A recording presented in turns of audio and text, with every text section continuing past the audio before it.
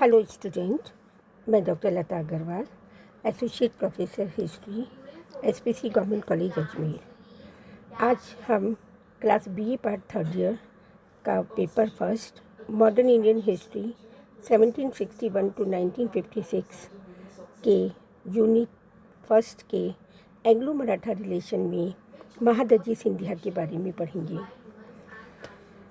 बच्चों, आपने पहले जो 2 वीडियोस डाले थे उसमें पानीपत के युद्ध के बारे में पढ़ा। पानीपत के युद्ध के कारण क्या है और उनके परिणाम क्या हैं। पानीपत के तृतीय युद्ध जो 14 जनवरी 1761 को अहमद शाह अब्दाली, अफगान शासक और मराठा के बीच में हुआ था।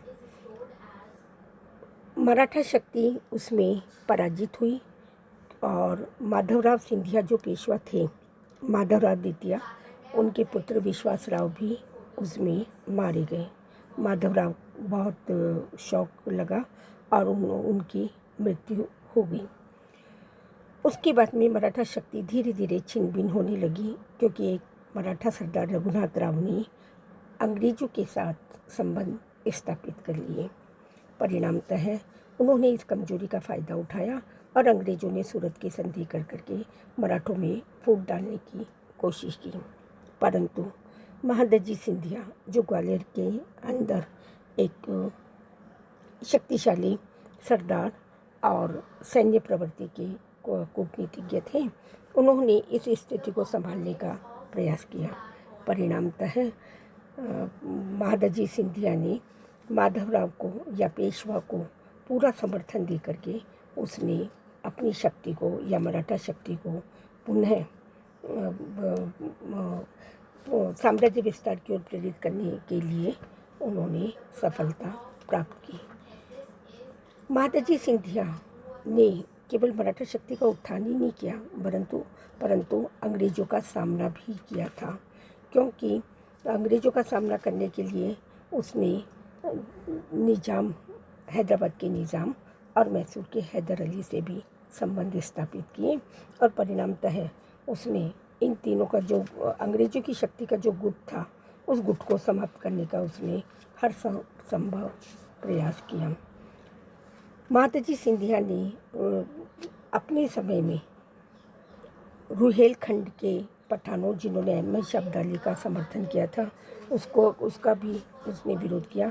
तेलगामा युद्ध में अंग्रेज़ों को हराकर मराठा शक्ति को पुनः स्थापित किया। इस प्रकार उनकी कूटनीतिज्ञता या उनकी मराठा शक्ति के उत्थान में उनकी भूमिका महत्वपूर्ण रही। रघुनाथ राव के स्थान पर माधवराव द्वितीय को पेशवा बनाने में उनकी अहम भूमिका रही थी। प्रथम आंग्ल मराठा युद्ध के अंदर उन्होंने मराठा शक्ति का सेना से सहायता कर उसने सालबाई की संधि से जो प्रथम आंग्ल मराठा युद्ध समाप्त हुआ, वह बहुत ही महत्वपूर्ण रहा।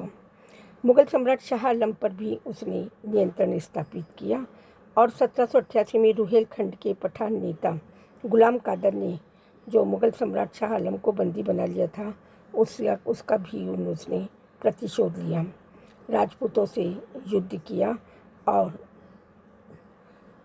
इस प्रकार महादजी सिंधिया ने मराठा शक्ति को या पूना के दरबार को उत्तरी और दक्षिण भारत में पुनः स्थापित किया। हम कह सकते हैं वह एक वीर योद्धा, कुशल सेनापति था और निष्ठावान तथा स्वामी भक्त मराठा सरदार था। अगले वीडियो में या अगले लेक्चर में हम नाना फडणवीस की भूमिका के बारे में अध्ययन करेंगे।